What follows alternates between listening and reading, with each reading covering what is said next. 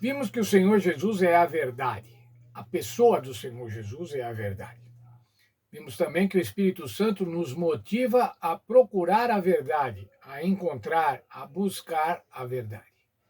Bem, mas onde é que podemos encontrar a pessoa de Jesus? O Senhor Jesus não está mais fisicamente aqui conosco? Ou em algum lugar? Como que podemos encontrar? Qual a maneira que podemos encontrar Jesus? Onde encontrar a verdade? A Bíblia Sagrada, irmãos, o Velho Testamento, mais o Novo Testamento, elas desempenham um papel fundamental para esclarecer a verdade, para revelar a verdade. Isso é especialmente verdadeiro, isso é especialmente concreto, quando se trata de apresentar o Senhor Jesus, a figura do Senhor Jesus, a sua obra redentora. Apresentar o Senhor Jesus e o que ele veio fazer aqui no mundo. O que Jesus disse sobre as Escrituras Sagradas? Qual era a opinião de Jesus sobre as Escrituras Sagradas, sobre a Bíblia Sagrada? A Bíblia, no tempo de Jesus, se constituía somente no Velho Testamento. Mas qual era a opinião de Jesus, então, com relação ao Velho Testamento? Vamos ver João 5, 38 a 40. Falando aos fariseus: também não tendes a sua palavra permanente em vós, porque não credes naquele a quem ele enviou. O verso 39, o verso que já lemos algumas vezes neste trimestre, e vamos ler ainda muitas. Um verso muito conhecido: examinai as Escrituras, porque julgai ter nelas a vida eterna, e são elas mesmas que testificam de mim. Contudo, não quereis vir a mim para terdes vida. O que o Senhor Jesus estava dizendo para os escribas: vocês buscam nas Escrituras Sagradas a vida eterna, mas vocês não veem na Bíblia Sagrada que são elas mesmas que testificam de mim. Vocês não querem enxergar nas Escrituras Sagradas os testemunhos a meu respeito, dizia o Senhor Jesus.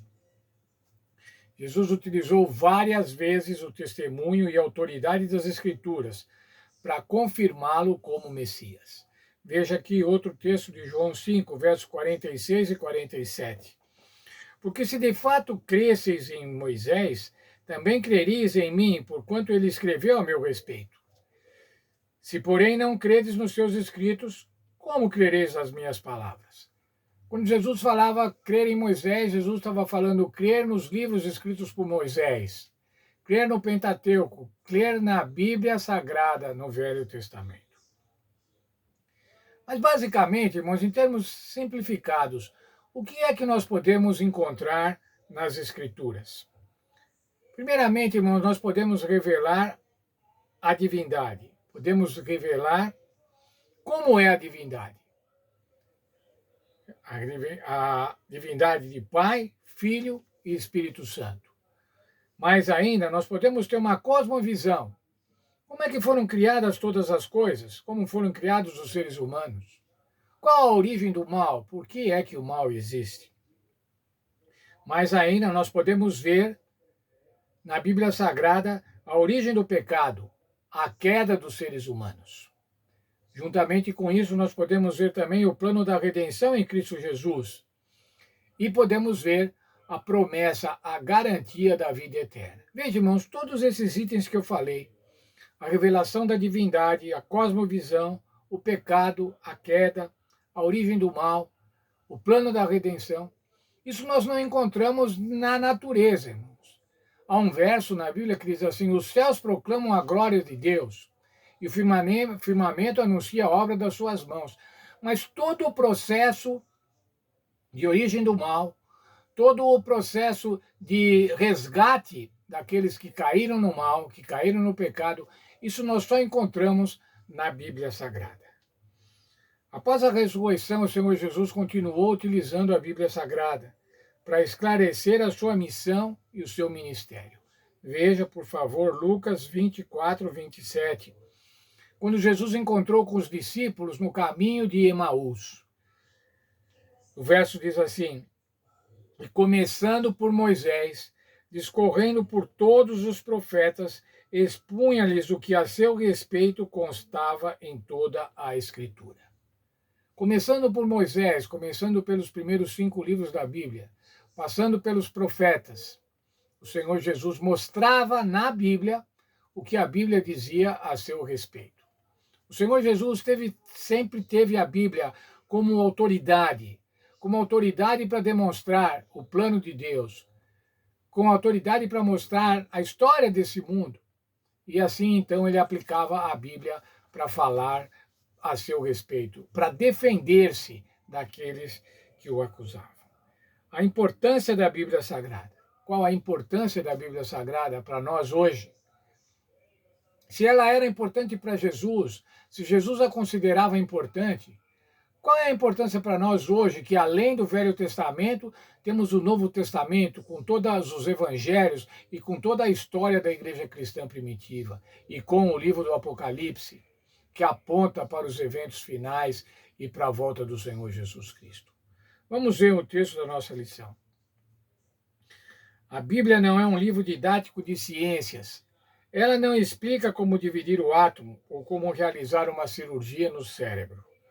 Contudo, faz algo muito mais significativo. Apresenta o sentido do universo e da vida. É a chave que abre a porta, a luz que nos permite enxergar. Sem ela, estaríamos no escuro, sem uma compreensão exata da existência de Deus, do seu papel no universo, da nossa origem, do significado da vida e do futuro de tudo que existe. Sem a informação bíblica, nós estaríamos totalmente perdidos. Como disse o texto, estaríamos totalmente no escuro. E nesse sentido, irmãos, há um texto na Bíblia que é um texto também que todos conhecem, que é um texto repetido muitas e muitas vezes, que diz da importância da Bíblia para a nossa vida. É o Salmo 119, verso 115. Lá diz assim: lâmpada para os meus pés é a tua palavra, ela é luz para o meu caminho. Nós vimos, irmãos, no texto que estudamos ontem e ontem, o Senhor é o caminho, a verdade e a vida. Como é que nós vamos encontrar o caminho? Como é que nós vamos ver o caminho?